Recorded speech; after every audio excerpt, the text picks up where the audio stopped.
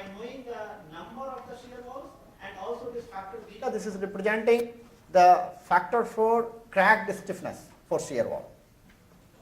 So if I take this factor into account, I can calculate the thickness. If I decide the length of the wall, suppose I have decided that 2 shear walls of 5 meter length I am providing, I can calculate the thickness. If this thickness is acceptable to me, fine. Otherwise, I can do reproportioning in terms of the number of shear walls and the length of the shear wall. So I will get the thickness. Rest of the procedure will remain same. With this thickness, I can model a linear model of my system, because the problem was what size of the shear wall I should use. This question was not answered. I was knowing that how much force my shear wall is to be designed for, but I was not knowing that what size of the shear wall I should use so that the interstory drift is within the prescribed limit. So we have tried to answer that through this simple approach, and it does not require any non-linear analysis.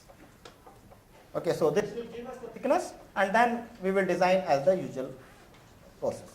The reinforcement will be calculated based upon our response spectrum analysis, ordinary response spectrum analysis, either static method or dynamic. Yeah. So in this book, actually, when they talk about displacement-based design, they talk about, for example, in shear wall building, they say that based on the aspect ratio, the ductility of the system varies. For example, a slender shear wall will have different ductility compared to a squat shear wall. Right. So there they take different ductility. So in your approach, did you take care of something like that, or you just use this only to? Actually, this method is just to complement our existing code. So we have developed this just to complement, because our code does not talk about. So what we have shown here, that you can design it as a shear wall, provided your flat slab system is not failing in punching shear. So we are not depending on the ductility of flat slab, we are depending on the ductility of shear wall only. So yielding will occur in shear wall alone. So whatever code suggests for shear wall, with that detailing, we can go for that. And we have seen that the final displacement does not depend upon the ductility demand. If equal displacement principle is valid, we assume that, then the final displacement we will have is independent of the ductility demand, and it is also independent of the level for which level of the yield force for which we are designing our system. So it is only the proportioning of the shear wall, how much shear wall I should provide. That question we have answered, and rest of it will be done as per the existing code. Same reduction factor we can use which the code suggests for shear wall, because our flat slab will remain elastic. So flat slab, we are not dissipating any energy in the flat slab. Yes, but even in Professor Priestley's book, That's a different concept, because that's why I said that it is not fully displacement based design. So in displacement based design, not only the size is governed, the force level is also governed based upon the available ductility and the interstory drift which we are targeting. So here we have targeted interstory drift, and the target interstory drift is obtained with this constraint that my flat slab should not fail in punching shear. So that only this much I have used.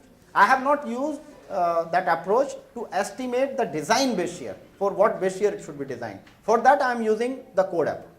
So that's why I don't need that how much ductility is available. I am assuming that whatever is the basis of our code for design of shear wall, same is valid in this case. Actually, I was seeing nowadays people are going with the flat slab, they're going to post tension slab. Okay. I think it could be extended. It can be extended, provided we have these similar curves for that case also. Sorry. Basic thing is this curve. So fortunately for this case it was available in these codes. So if such curves, that means at what drift punching shear failure will occur, if that information is available to us, we can extend this to that case also, pre-stress case also. But if this information is not available, then we cannot use, because this is the input here. Sir, Sir, but in this graph, you have not taken shear reinforcement into consideration. If we will take shear reinforcement into consideration, this drift, this will change. This graph itself will change. So similar graph, if you get for the type of the shear reinforcement you are providing, so you can use that graph because input here is this interstory drift which is permitted. So in that case, I can permit larger interstory drift, and we can go for that. I'm assuming this is based on rock soils. This is So based on? that you have no rotation at your foundation. Yes. So I think that's an important Yes. addition. So I have a lot of experience in doing shear wall structures in soft soils where you have to use piled Exactly. foundations. And it's a rule of thumb that between 1/3 and a half of your deflection is caused by the foundation. True. That's true. So if there is a rocking motion in shear wall itself, then of course the situation will change, because then this formulation which we have done for period, the relationship between period and stiffness, that will no more be valid. The effective stiffness of a rocking shear wall will be very different than a shear wall with fixed base. So this is the case when you are providing a raft foundation and quite rigid raft, where shear wall rotation at the base is minimized. I had something to tell about accentrically based frame also, but let's leave that. Let's go for that hands-on training part. I will just skip that, but this is available. Some of the announcements that we have to make, like we have given you a DVD, whatever was prepared with us before start of the program, we have done in that DVD. Other, because we were making some of the presentations in this course of this training program also, so that is available now. You can, if you want to copy it in pen drive, you can copy it, but there is no need to hurry for that. We are going to put all this information on our website, eqrisk.info. That is the project website. There is some other information also. Basically, this project is about risk assessment.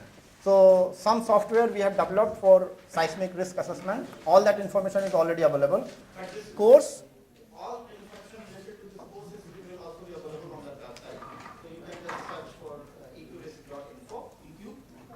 EQRisk, earthquake risk, eqrisk.info. So you can find it there. Then during the lunchtime, there was a wonderful suggestion that why not to have this group together, and if people want to interact, because it's a very different type of gathering where people can have a lot of interaction, and there are very senior people, at the same time there are some researchers also, and they will like to interact. So all the mailing information, the address and the email, whatever you have provided to us, that also we will display on that website, so that if you want to communicate with each other, you can communicate to facilitate that. And if there is any other suggestion regarding that, we will try to implement it. There can be Google group for this.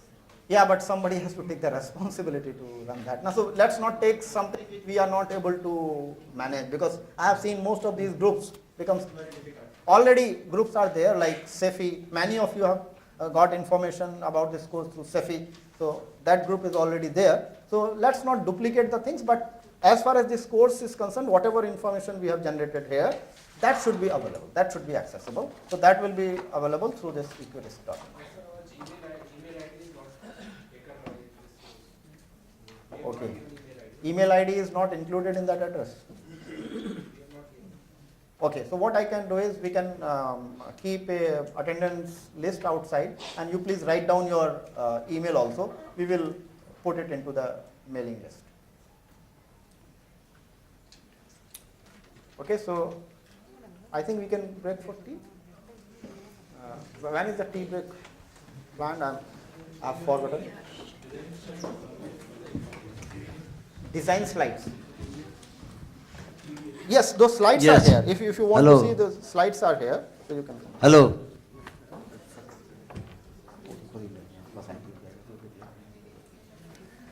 Listen, sir. Yeah, who is calling? Yeah, please. I have an idea that a few Please, a few simple problems on simplified multi-storied buildings, say 8 story or 10 stories, be solved by different methods, using beam and slab construction, using coffer slab, using flat slab and all those things, using different combinations. Some standardized problems can be solved using different codes Okay. and also using different methods. Then a comparative statement for that be given, and also a cost analysis corresponding to each design be given.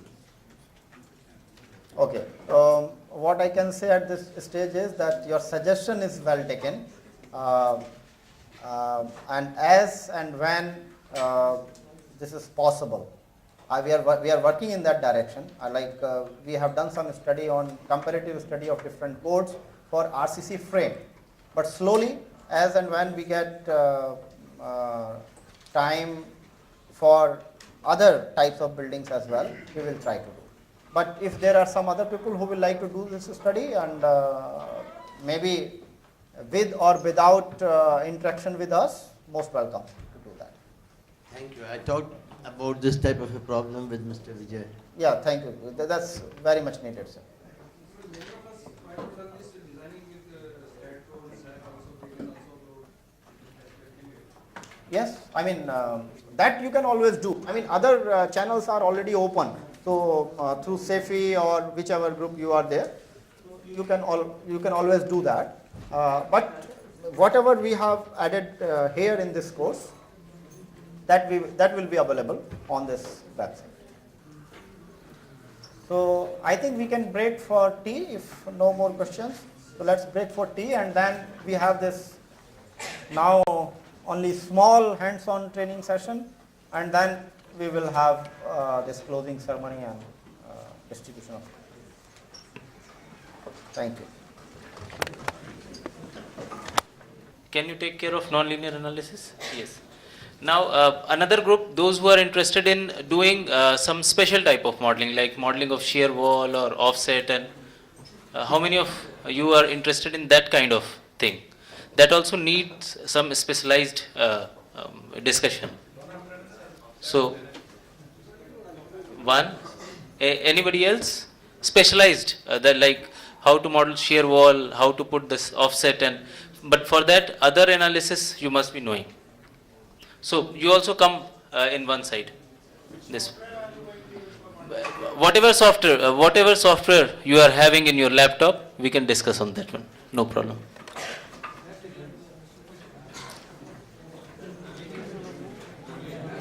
Non-linear, I think non-linear that side.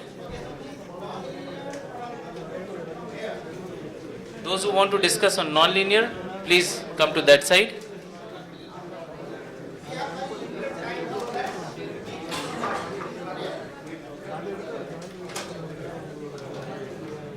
This one. So what I have done, we have got 1 hour time. So we have divided this into 4 different stages. Okay. So let's do it stage wise.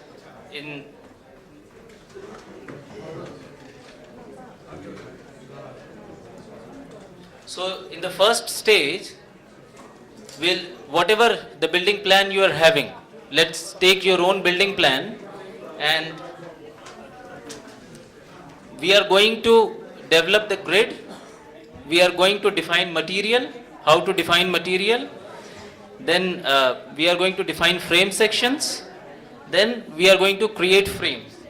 So that will be the first stage. And after first stage, your model will look like this. Okay.